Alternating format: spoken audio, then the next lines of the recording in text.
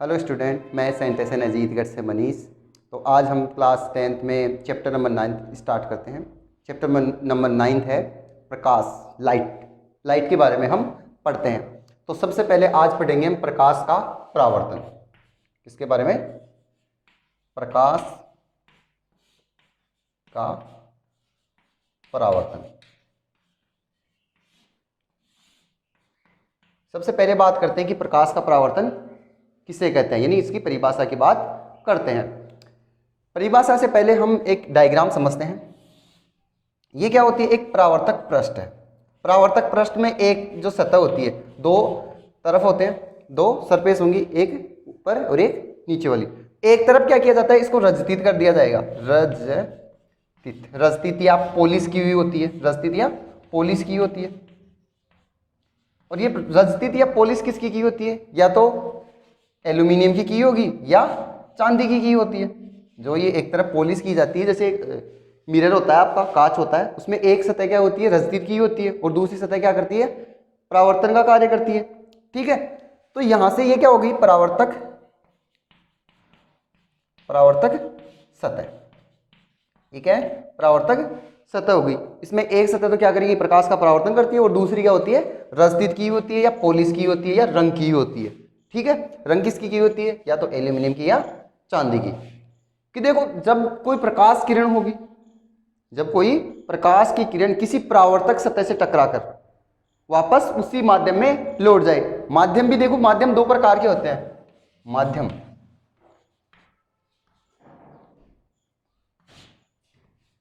देखो क्या होते हैं। माध्यम कितने प्रकार के होते हैं? दो होते हैं माध्यम। एक छोटे फॉर्म में मैं बता देता हूं माध्यम कौन कौन से होते हैं।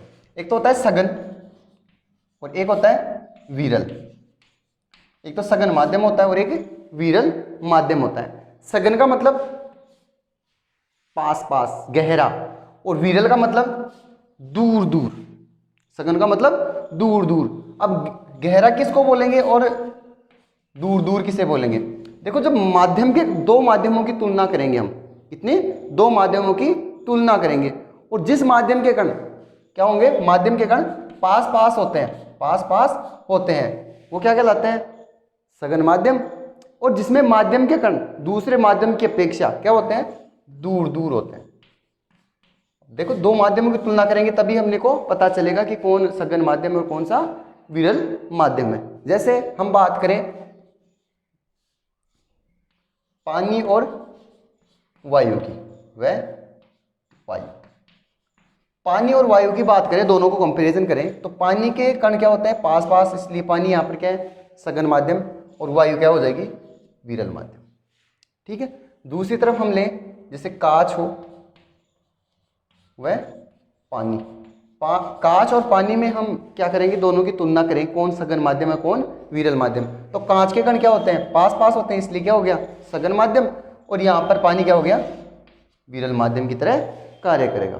ठीक है, कि देखो, वापस अपन इस टॉपिक पे आते हैं, प्रकाश का परावर्तन। जब कोई प्रकाश किरण किसी परावर्तक सतह से टकराकर वापस उसी माध्यम में लौट जाए। जब कोई प्रकाश किरण एक माध्यम से दूसरे माध्यम में प्रवेश कर जाए, प्रवेश कैसे करेगी? कि भाई दो माध्यम हो जाएंगे। ठीक है, तो जब कोई प्रकाश किरण किसी परावर्तक सतह से टकराकर वापस उसी माध्यम में लौट जाती है, तो प्रकाश की इस घटना को हम क्या कहते हैं? प्रकाश का परावर्तन। कोई प्रकाश किरण आएगी,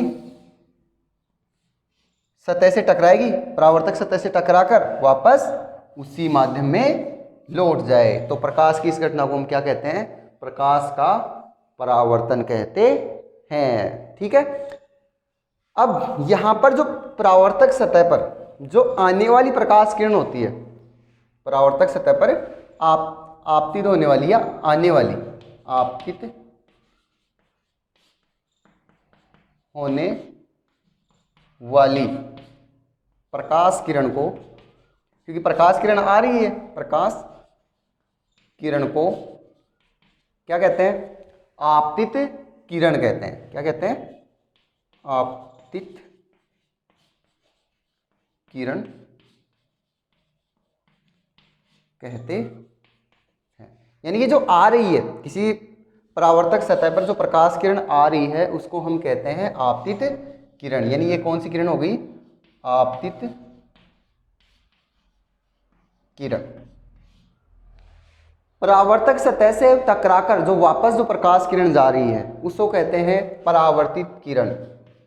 परावर्तित किरण, ठीक है। परावर्तक सतह के जो लंबवत जो तल होता है या लंबवत जो बिंदु होता है, ये इसका 90 डिग्री एंगल बना रहा है, तो इसको कहते हैं हम अभिलंब। अभिलंब, ठीक है, ध्यान रखना। जो परावर्तक सतह होगी, परावर्तक सतह के जो लंबवत बिंदु है वो क्या कहलाता है? अभिलंब कहलाता है। अब आपतित किरण और अभिलंब के मध्य एक एंगल बन रहा है, यहाँ पर एक कोण बन रहा है, इसको कहते हैं आपतन कोण आई। इसको कहते हैं आपतन कोण आई। किस किस के मध्य बन रहा है आपतन कोण? आपतित किरण व अभिलंब के मध्य।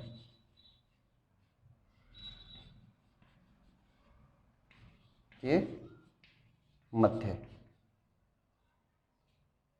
क्या बनता है? आपतन कोण। आपतन कोण, और आपतन कोण को किससे प्रदर्शित करते हैं? आई से, ठीक है। अब परावर्तित किरण और अभिलंब के मध्य भी एक एंगल बन रहा है, ये रहा एंगल, इसको कहते हैं, ये तो क्या है? आपतन कोण, और ये हो जाएगा परावर्तन कोण। परावर्तन कोण, और ये होता है आपतन कोण, ठीक है। डायग्राम समझ में आया? एक बार वापस से रिपीट करते हैं। हम पढ़ रहे हैं प्रकाश का परावर्तन। प्रकाश का परावर्तन किसे कहेंगे? कि जब कोई प्रकाश किरण किसी परावर्तक सतह से टकराकर वापस उसी माध्यम में लौट जाए, तो प्रकाश की इस घटना को हम कहते हैं प्रकाश का परावर्तन। माध्यम देखो दो प्रकार के होते हैं, माध्यम के बारे में बताया, एक सघन माध्यम होता है, एक विरल माध्यम। सघन का मतलब जब माध्यम के कण पास पास होंगे दूसरे माध्यम की अपेक्षा, और जब माध्यम के कण दूर दूर होंगे दूसरे माध्यम की अपेक्षा, वो हो जाएगा विरल। एग्जाम्पल दिया है मैंने। फिर जो ये परावर्तक सतह होगी, परावर्तक सतह में बताया एक तो क्या करती है? प्रकाश का परावर्तन करती है, और दूसरी सतह क्या होती है? रजस्थित की होती है या पॉलिश की होती है। ये पॉलिश एल्यूमिनियम या चांदी की होती है। इस परावर्तक सतह पर जो आने वाली प्रकाश किरण है इसे हम कहते हैं आपतित किरण। क्या कहते हैं? आपतित किरण। सतह से टकराकर वापस जो प्रकाश किरण जाती है उसे कहते हैं परावर्तित किरण।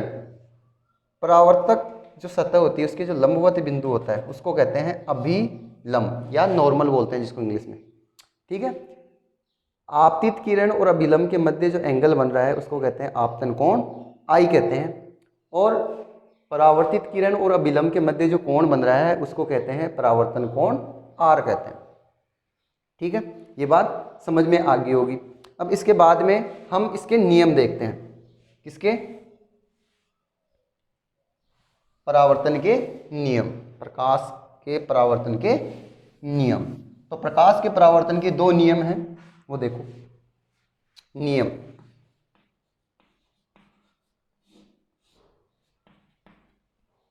नियम के लिए हम दोबारा डायग्राम बना लेते हैं, शॉर्ट में बना लेंगे।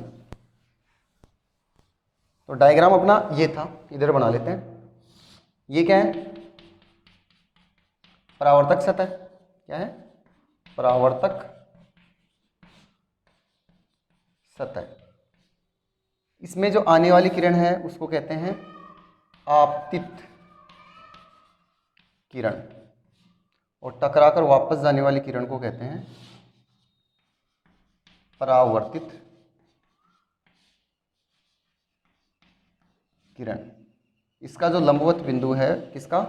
परावर्तक सतह का, वो कहलाता है अभिलंब। आपतित किरण और अभिलंब के मध्य कोण बनता है आई, आपतन कोण आई बनता है, और परावर्तित किरण और अभिलंब के मध्य कोण आर बनता है, ठीक है। अब देखो प्रकाश के परावर्तन के नियम, नियम दो हैं। नियम दो कौन से हैं वो देखो, कि आपतित किरण, ये आ रही और ये जा रही है, आपतित किरण, परावर्तित किरण और अभिलंब तीनों कहाँ है? एक ही तल में मौजूद है क्या? देख लो, परावर्तक सतह के एक ही बिंदु पर आकर मिल रहे हैं, तो पहला रूल यही हो जाएगा। कौन सा?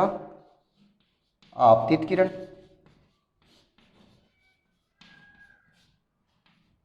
परावर्तित किरण, परावर्तित किरण व अभिलंब, अभिलंब तीनों एक ही तल में होते हैं, एक ही तल में मौजूद होते हैं, मौजूद होते हैं। पहला नियम हो गया, देख रहे हो, आपतित किरण, परावर्तित किरण और अभिलंब तीनों यहां पर एक ही तल में मौजूद है। दूसरा इसका रूल हो जाए कि ये आपतन कोण आई है और ये परावर्तन कोण आर है, इन दोनों का मान क्या होता है? बराबर होता है। कैसे? कि जितने एंगल से जो आपतित किरण आएगी उतने ही एंगल से परावर्तित किरण क्या होगी? परावर्तित होगी। जितने एंगल से आएगी उतने ही एंगल से जाएगी। ठीक है, जैसे आप मिरर को अपने सामने रखते हो तो आप एंगल बनाते हुए अगर उससे खड़े होते हो तो दूसरी साइड जो एंगल है उस साइड का आपको दिखाई देगा, क्योंकि जैसे जैसे आप अपना एंगल चेंज करोगे तो वहां से जो आपके इसमें दर्पण में आप जो देख रहे हो, मिरर में जो देख रहे हो, कांच में जो देख रहे हो आप, कि उसमें स्थिति भी चेंज होती रहेगी, क्योंकि जैसे जैसे आप अपनी स्थिति चेंज करोगे, ऐसे करोगे, आगे पीछे जैसे जैसे करोगे, तो दूसरे साइड में जो आप एंगल बनाते हुए देख रहे हो वो भी क्या होगा? आपको स्थिति भी चेंज हो जाएगी। ठीक है, तो दूसरा नियम क्या हो जाएगा? ये तो पहला नियम हो गया। दूसरा नियम हो जाएगा आपतन कोण, आपतन कोण क्या है? आई, व परावर्तन कोण, परावर्तन कोण कौन सा है? आर का मान बराबर होता है। कैसे? कोण आई इक्वल कोण आर। ठीक है, दोनों नियम भी पता रखना। दोनों नियम कौन से हो जाएंगे? आपतित किरण, परावर्तित किरण और अभिलंब तीनों एक ही तल में होंगे, और आपतन कोण आई और परावर्तन कोण आर का मान क्या होता है? बराबर होता है। ठीक है, नियम समझ में आ गए। उसके बाद में हम चलते हैं प्रकाश या परावर्तन के प्रकार। जो परावर्तन होता है वह दो प्रकार का होता है। परावर्तन कितने प्रकार का होता है? दो प्रकार का होता है। एक तो होता है नियमित परावर्तन और एक होता है विसरित परावर्तन। परावर्तन कितने प्रकार का होता है? दो प्रकार का। किसकी बात करें हम? टाइप्स की बात करें। 1 मिनट इसको हटा देते हैं।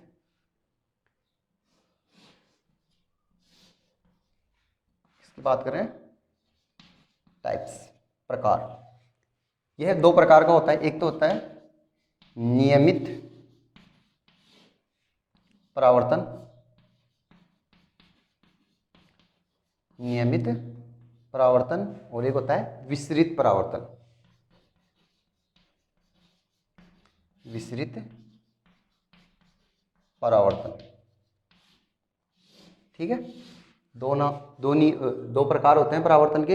एक तो नियमित परावर्तन और एक विसरित परावर्तन।